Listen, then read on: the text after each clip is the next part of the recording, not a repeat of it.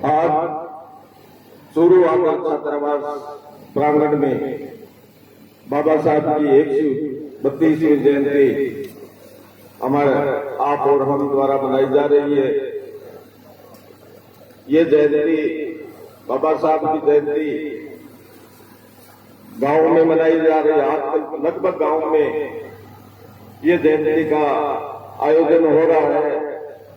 तहसील मुख्यालय में भी आयोजन हो रहा है, जिला मुख्यालय में भी 2-3 जगह आयोजन है और प्रदेश राष्ट्रीय स्तर पर और अंतर्राष्ट्रीय स्तर पर भी बाबा साहब का जन्मदिन मनाया जा रहा है।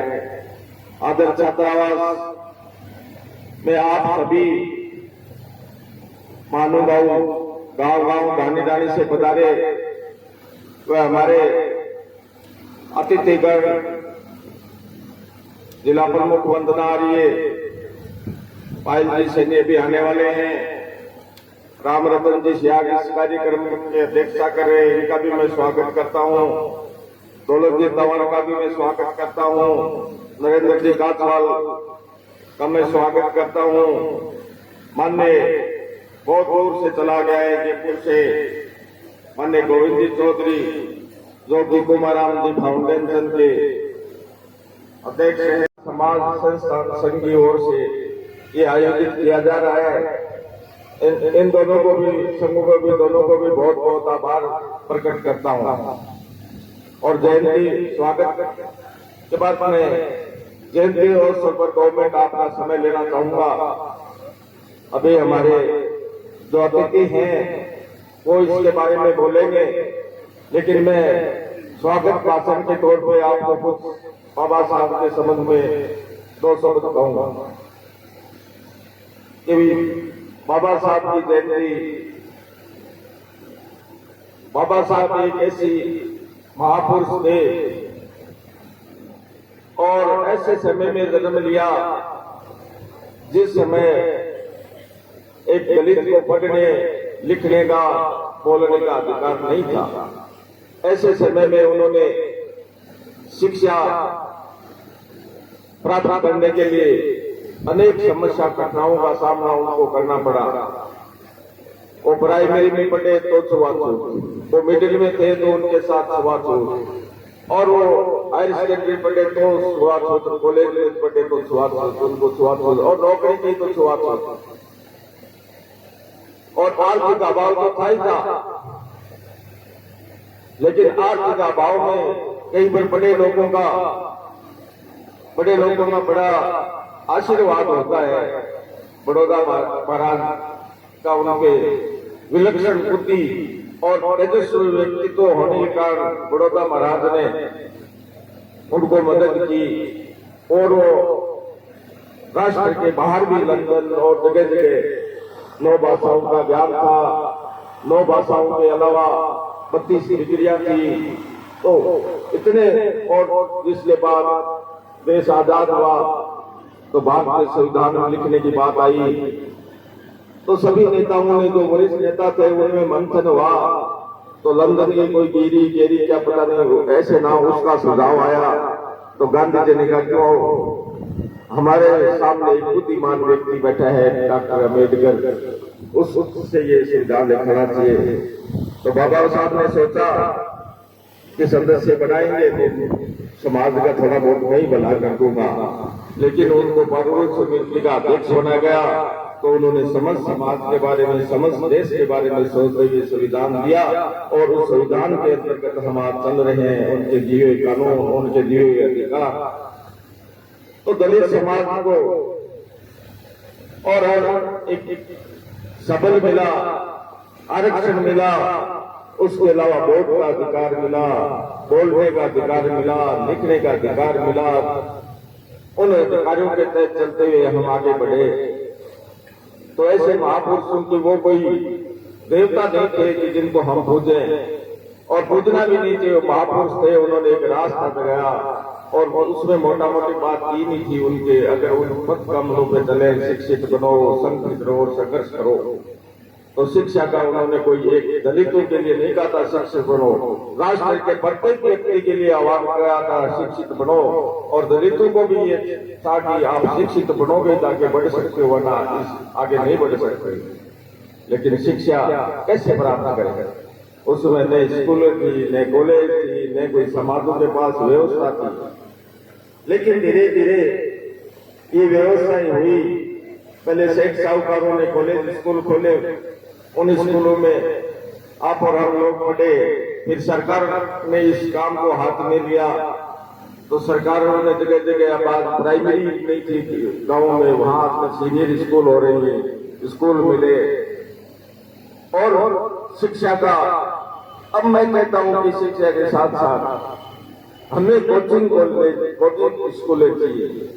गांव के बच्चे को अगर आज पता नहीं जा सकता, आज गांव का बच्चा है वो दिल्ली नहीं पढ़ सकता, आपका जयपुर नहीं जा सकता, तो कम से कम तहसील मुख्यालयों में अपने समाज का दायित्व बनाता है कि अपने कोचिंग कॉलेज हो तो वो निःशुल्क पढ़ सके। जैसा कि छात्रावास में रह सकते हैं वैसे कोचिंग स्कूल हो, और कोचिंग स्कूलों में पढ़ने से ही आपको कंपटीशन तभी फाइट कर सकते हो। कोचिंग स्कूलें हो, चाहे वो इंजीनियरिंग की हो, चाहे वो मेडिकल की हो, चाहे वो कलेक्टर बनने की बात हो, चाहे तहसील बनने की बात हो।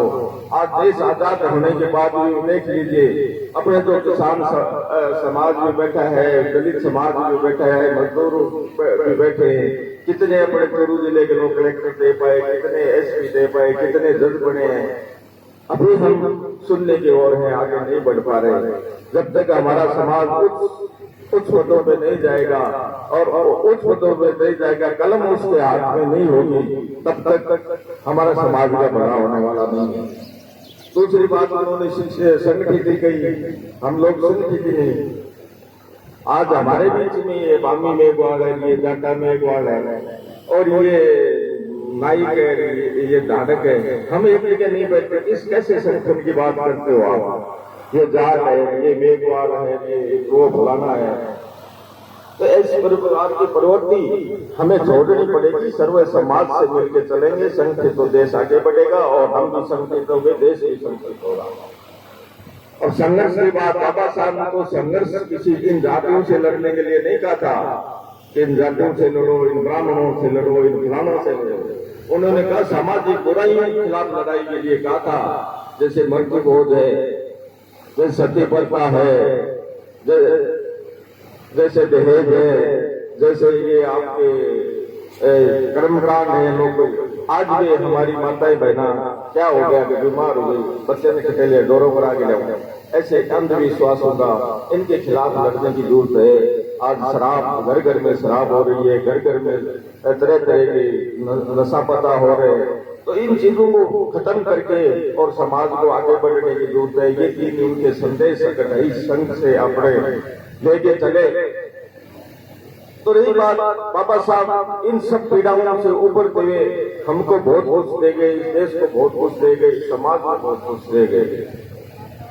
ऐसे ही दूसरे व्यक्ति है चौधरी कुमार, मेरे आदर्श बाबा साहब के बाद मैं किसी बात को मानता हूँ तो चौधरी कुमार को मानता हूँ, जिनका प्रतिमा सामने लगी है। इन्होंने भी राजस्थान को वो चीज दी जो आज तक कोई नहीं दे सकता। उन्होंने एक रात में लिख दिया कि जमीन जोतता है वो उसका मालिक है। ये बहुत बड़ी बात है, इससे बड़ी बात हो सकती। और नीचे नोट और लगाया कि एससी की जमीन, दलित की जमीन दलित ही खरीद सकता है, दलित। अगर ये नोट नहीं लगाया होता तो आज आपके पास एक बीघा जमीन नहीं मिलती। ये भी उनका बहुत बड़ा, तो मैं दूसरा इन्हीं को मानता हूँ। और उनके समय में 30 लाइन का था। आज जो आपका छात्रावास बना हुआ है उनकी प्रेरणा से बना हुआ है। उन्होंने कहा रावत, मेरे पिताजी नाम रावत, कि तू किसान छात्रावास में हमारे साथ रहता है, हेडक्वार्टर में तू भी ऐसा स्थान बना जिससे तुम्हारे समाज के बच्चे उसमें रहकर पढ़ सके और आगे बढ़ सके। उनकी प्रेरणा से उन्होंने कहा ठीक है तो साहब। तो उन्होंने सरदार शहर में दौलत राम क्या करता फिरता है, एक छात्रावास बनाया है। किसान छात्रावास दौलतराम जी वो कह के और वहां स्थापना की। आज बच्चों का भी छात्रावास है। उस समय छात्रावासों की बहुत आवश्यकता थी, क्योंकि दलितों को तो इसलिए कमरा नहीं मिलता था कि उनके छुआछूत थे, और जाट समाज के बच्चे को इसलिए नहीं मिलता था कि वो गंदी होते थे, उनके साथ लगाई हुई थी ये बात। तो यहां से चलो आप रतनगढ़ में चौधरी कृष्णाराम जी और जगन सिंह जी एडवोकेट हुआ करते, उनको कहा किसान छात्रावास होना चाहिए, बच्चे पढ़ेंगे कहाँ जाएंगे। सुजानगढ़ में एक छात्रावास, तो पुराने वाले नेता वो वोट के लिए राजनीति नहीं करते थे, वो वोट है वो इस समाज को आगे बढ़ाना चाहते थे, इसलिए जगह जगह छात्रावासों की स्थापना हुई। और उन छात्रावासों में पढ़कर कितने लोग, इस छात्रावास में पढ़कर 3000 बच्चे रोजगार प्राप्त हुए, तो इनका लाभ मिला। अब हम जानते हैं कि हमारे समाज के लिए कोचिंग स्कूल है, मेरे कोचिंग कॉलेज बने। आप मृत्यु बोध करते हो, मृत्यु बोध को बंद कर दीजिए, वो पैसा शिक्षा में लगा दीजिए, वो शिक्षा में लगा दोगे, शिक्षा के लिए कोचिंगों की व्यवस्था कर, वो पैसा उधर लगा दोगे तो आपके बच्चे पता नहीं आज से कहा। और मुझे तो इन बच्चों के भविष्य के लिए दुख है। क्या दुख है बच्चों के भविष्य के लिए? सबसे बड़ी पीड़ा है कि तो साहब ने जमीन जब दी थी तब आपके पास 100 बीघा जमीन थी, और भाई बंटवारी से आज 10 बीघा जमीन है अपने पास, कृषि अपने पास है नहीं, उद्योग अपने पास है नहीं, मिल अपने पास है नहीं, प्राइवेट सेक्टर में अपने को रोजगार है नहीं, तो ये बच्चे क्या करेंगे आने वाले? आपने कभी सोचा है 20 साल बाद इन बच्चों का भविष्य क्या होगा? इन बच्चों का भविष्य किसी क्षेत्र में कुछ नहीं है, पैसे बगैर व्यापार उद्योग नहीं होते, और कोई कल कारखाना आप खोल नहीं सकते, जमीन आपके पास है नहीं, मजदूर भी नहीं रहेगी, क्योंकि उपकरण इतने आ रहे हैं, ट्रैक्टर आ रहा है, जेसीबी आ रहा है, मशीन कटाई भी आ रहा है, ढुलाई भी आ रही है, मजदूरी भी नहीं मिलेगी। तो ऐसी स्थिति में कार्य करेगा, भीख मांगेगा। तो अब आपके पास शिक्षा का ये एक ऐसा साधन बचा है कि शिक्षा से आगे बढ़ा जा सकता है, और दूसरा हाथ का हुनर सीखने पे आप आगे बढ़ सकते हो। ये दो काम आपको करने पड़ेंगे। ये समाज वरना आगे नहीं बढ़ सकेगा। वो चाहे दलित समाज है, चाहे वो जाट समाज है, चाहे वो पिछड़ा समाज है, चाहे वो मजदूर समाज है। यही बच्चों के भविष्य के बारे में आपको आज चिंतन सोचना चाहिए। मैं आदर्श छात्रावास की तरफ से ये चिंतन की बात यही कहूंगा। आपने मेरी बात सुनी, आप यहाँ पधारे छात्रावास में, आपका पुनः स्वागत। धन्यवाद। जय हिंद, जय भारत।